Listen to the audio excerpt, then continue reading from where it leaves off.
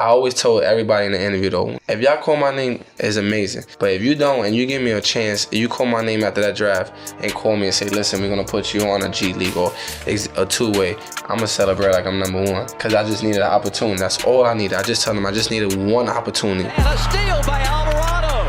Grand Theft Alvarado. And Jose, you relax, he'll burn you. Alvarado took his cornbread. Rebound by Bridges. Oh, from behind! Alvarado stole it! Like Nola, thanks for embracing the kid, from Brooklyn, and I'm gonna give it all I got to the city.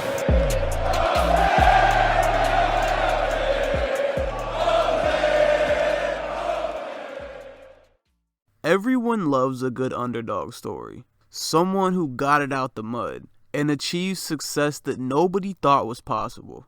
But in order to really understand the value of the accomplishment, you have to experience the journey from the beginning. Born and raised in the heart of Brooklyn, New York, Jose Alvarado fell in love with the game of basketball at a young age, playing at parks and camps across the borough. And it wouldn't take long for him to start gaining some local recognition. I was playing in the park one day, my cousin Ariel said, yo, I got a cousin that's really good. I had this hair that I got now, that I don't got a haircut, but as a young kid, so he played in the park, he said, all right, I'm gonna go see your cousin. So he came to come see me, and he was like, he can't be 13 years old. I looked at older, he was like, if it's him, then he's good. So he invited me to, long story short, he invited me to the Trice King camp. And 8th grade. Eighth grade. No, I was 7th grade, going into my 7th grade year. He invited me to Trice King camp. And ever since then, I just, it went up. And then the Trice King, Coach Alvarado got in touch with me. And then now with a spot on the roster at Christ is King High School in Queens, Alvarado knew he'd have to find a way to separate himself on the basketball court. Standing at only 5'8", he was forced to develop a fiery, energetic play style on both ends of the floor. Over the next 4 years, he would craft himself into the best two-way guard in the entire city, learning how to use his frame to box in opponents on defense and his quickness to get by defenders at will. In his senior year, Jose would average 18 points and 7 assists per game, including recording the first quadruple-double in school history thanks to a 10-steal performance, and was named the local Times-Ledger Player of the Year. Despite these accolades, Alvarado was still seen as a high 3-star, low 4-star prospect by some recruiting agencies, mainly due to the concerns about his lack of size at the next level. This kept some larger schools out of the picture, but opened the door for what many would call destiny. After impressing the coaching staff at an EYBL tournament, Jose would choose to continue his basketball career at Georgia Tech, following in the footsteps of former great New York City point guards like Stephon Marbury and Kenny Anderson, and looking to take his place in the city's rich basketball history. In late 2016, shortly after committing to Georgia Tech, Jose Alvarado and his family would be shocked by the passing of his grandmother. Man, if anybody know me, if you don't know me, my grandma is my everything. She's the world to me. She took care of me. My parents was always there, but she was just a important part, a key in my life. And she always what I learned from her. She was a fighter, man. I always try to tell myself every single day when I wake up, because she woke up, I seen her wake up every day and fight for her life, because I seen her, she only had a week left. They only told her she had a week and a few days left. She woke up every single day and said, hey, it's Monday. I got 2 more days. I bet you I beat it. This is what she do every time she wakes up. And I used to wake up and be like, I got workouts, or I gotta go to school. It was situations like that I just looked past it and I was like, yo, it's bigger things than I should worry about. So when it first happened, man, I lost myself. I didn't want to do nothing. Even when I went on the court, I didn't want to play basketball. I didn't want to do nothing. My mom told me, yo, you think she really want this? And I was like, nah. So when I went back on the court, I was like, man, I might not be the most athletic or might not be the most skilled, but one thing I know my grandma gave me is heart. So I'm gonna just go give it as much as I can with the sport. So when it came down to her, all I did everything is for her. Despite initially being hesitant to leave his family, he'd step foot on campus in Atlanta with his grandmother on his mind and committed to playing in her honor. The Yellow Jackets had seen something in the highly touted guard from the Big Apple, so much so that from the moment he stepped foot on court, he was given the responsibility of the starting point guard role. In 15 games as a freshman, Alvarado would become only the 4th player in Georgia Tech history to average at least 12 points, 3.5 rebounds, and 2 assists per game, and would see his production increase even more in year 2, leading the entire team in points, assists, and steals. Jose had become both the physical and vocal leader of the team, inspiring his teammates through his effort on the court and sparking big plays on both ends of the floor.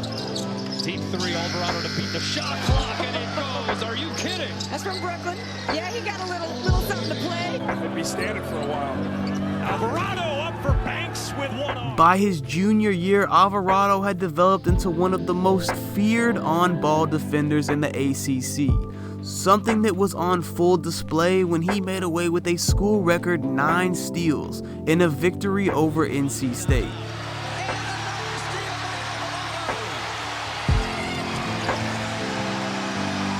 On the offensive end, he had continued to find crafty ways to score, utilizing his speed and working on his outside shot to be a consistent catch-and-shoot threat.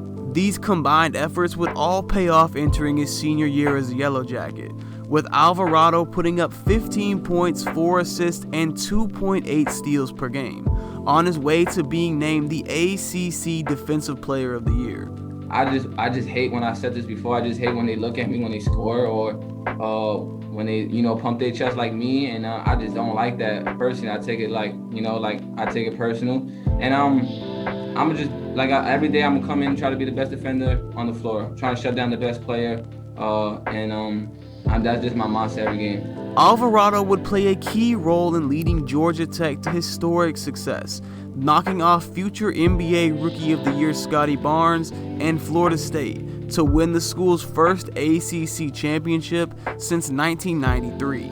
Following a short stint in the NCAA tournament, Jose would forego his extra year of eligibility due to COVID-19 and submit his name into the NBA draft. The kid from Brooklyn was now on a mission to make a name for himself on basketball's biggest stage. Despite working out with teams and attending the 2021 NBA Combine, Jose Alvarado would not be selected on draft night. Measuring in at exactly 6 feet tall with shoes on, Alvarado had been seen by many teams as a highly energetic defender with limited offensive potential due to his lack of size. Once again, similar to coming out of high school, teams were measuring his potential based on his stature and not his heart. But Jose remained optimistic, and he knew that when the phone call came, he would be ready. I always told everybody in the interview though, if y'all call my name, it's amazing. But if you don't and you give me a chance, if you call my name after that draft and call me and say, listen, we're going to put you on a G League or a two-way, I'm going to celebrate like I'm number 1. Because I just needed an opportunity. That's all I needed. I just told them I just needed one opportunity. And New Orleans gave me that one opportunity, and it shows that's all I needed. And they called me, and then I went after the draft. They said, listen, thank you. We love you. You're going to be on a two-way. I said, appreciate you. That's all I needed to hear. Can't wait to see y'all. Now, I told my parents, I cried and everything, like I was the number 1 pick. I told Mom, look, Mom and Dad, I got an opportunity now. Let's run away with it. Courtesy of the two-way deal, Alvarado was asked to play a number of games with the New Orleans Pelicans G League affiliate to start the season. But after only 5 games, in which he averaged 20 points and 3.5 steals per game, he was called up to the main roster permanently. After losing All-Star and face of the franchise Zion Williamson to a season-ending foot injury before a single game had been played, the franchise was focused on developing its young talent and called up Alvarado in case he was ever needed off the bench.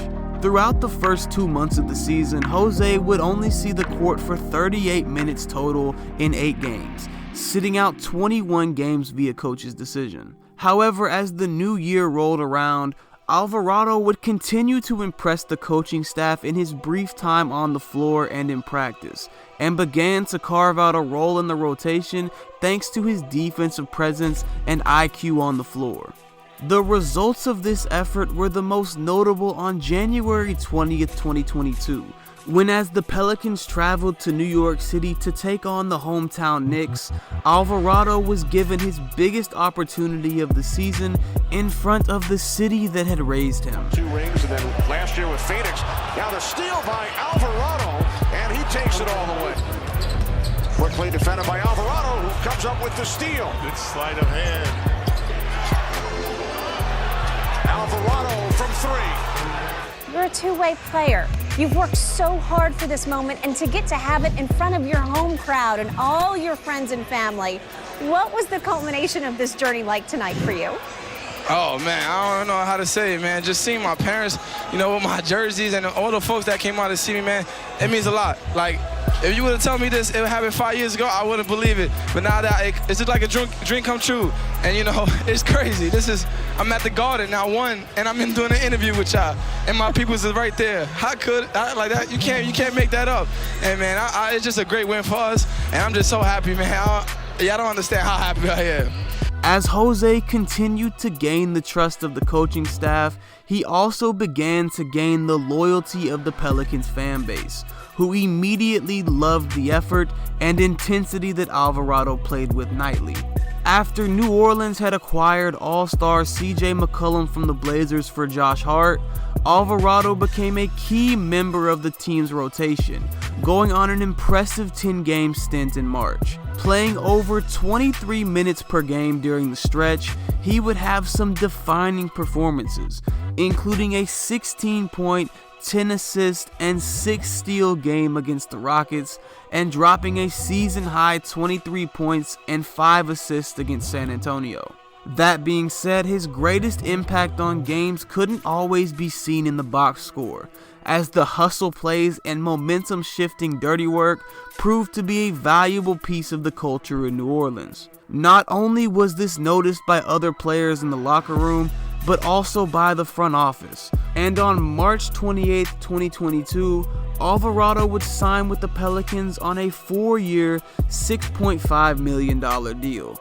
Oh man, it's amazing. Like another drink, it's a dream come true. Like, it's all like, it was just a shock, and like, you know, signing the papers and smiling, seeing my mom and dad and, you know, my daughter, and everyone just so excited. And like I said, like, you can't really put it in words how like bad I dreamed about this, and then finally doing it, and it's amazing. It's a dream come true again. Despite not seeing the floor much to begin the season, Jose had put together an impressive rookie campaign, finishing first among rookies in plus-minus and first amongst rookies in assist-to-turnover ratio. He had also established himself as one of the league's most entertaining defensive players, with 6 games of at least 4 steals, on his way to averaging 1.3 steals per game, and even going viral for his own signature move. Jose doing what he does. Man, I like it. Now, watch out. Alvarado, see you later. Maxey just relaxing. Alvarado will get you every time. And Jose, you relax, he'll burn you. And the Pelicans stand. A steal by Alvarado. Grand Theft Alvarado gets his first steal. She was off balance, but there's Jose. Jose doing it again. I was doing this in middle school and high school. In middle school, high school, and in college. They used to really yell at me for doing it. They used to say, that's never gonna work on the next level. But I was just like, but it works. Like, I understand sometimes it don't work, but I'm so good at it that when it don't work, I know how to run full speed and get on defense. But it's just something, I don't know, actually, when in AAU, it just clicked in my mind. Like, it's so crowded. Like, everyone's walking around. Man, what if I just stay in the corner and like, no, and what if they don't see me? Let's see what happens.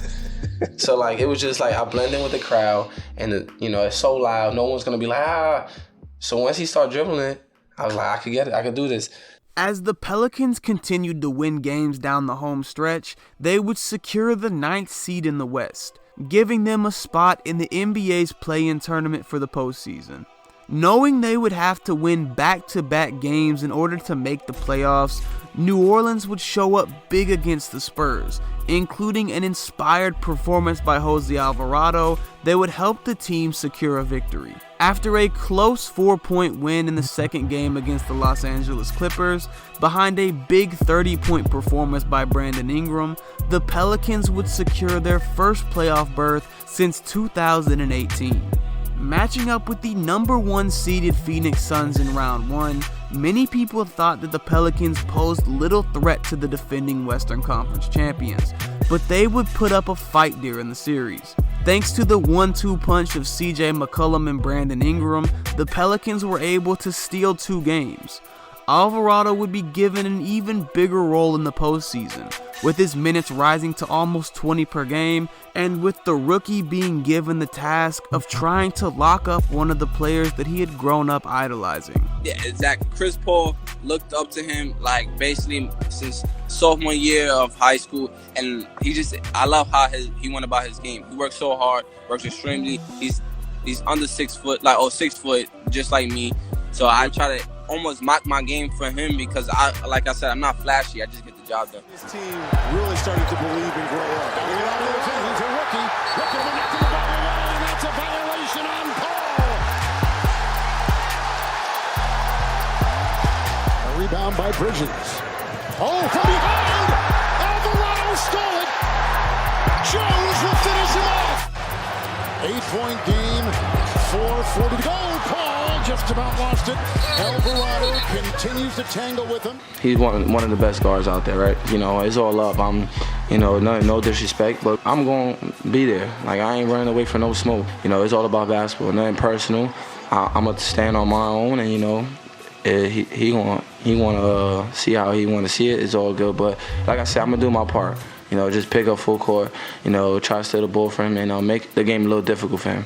Chris Paul and the Suns would eventually end the series in 6 games, moving on to the next round and ending the Pelicans season.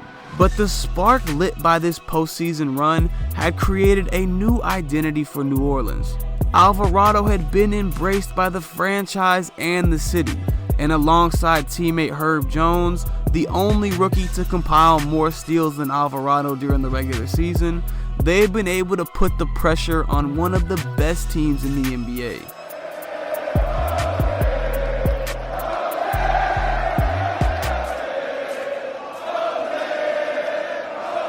I hear it. It's amazing. Hearing that is just like, man, like, wow, where I come from and how my story and everything, how my life went, and I'm hearing them like just cheering it to, because I'm doing good, or just in general, like the city. Man, it's amazing. I almost cried after the game hearing it. So, man, just say thanks for the love. Like, Nola, thanks for embracing the kid, from Brooklyn. And, I'm going to give it all I got to the city. The story of Jose Alvarado is one that is still being written as we speak. After only completing his rookie year, there's still plenty of things left for him to accomplish in order to be satisfied with his journey. But to take a minute and appreciate how far he's come, from playground courts in Brooklyn to becoming an undrafted free agent to hearing his name chanted in an NBA arena, is an incredible story worth telling. His energy on the court is contagious, and is one of the reasons that he's sure to be a vocal leader and the heart of the franchise in New Orleans for years to come. With Marcus Smart becoming the first guard since Gary Payton to win Defensive Player of the Year, the door is open for an elite perimeter defender to make their case as the game's best, something that Alvarado is sure to have his sights set on someday. The Pelicans have a bright future, with a number of promising players who now have a taste of what it means to play in the postseason. In the meantime, Jose Alvarado will continue to do what he's done his entire career, overcome the odds. And now, he's got all of Brooklyn and New Orleans behind him.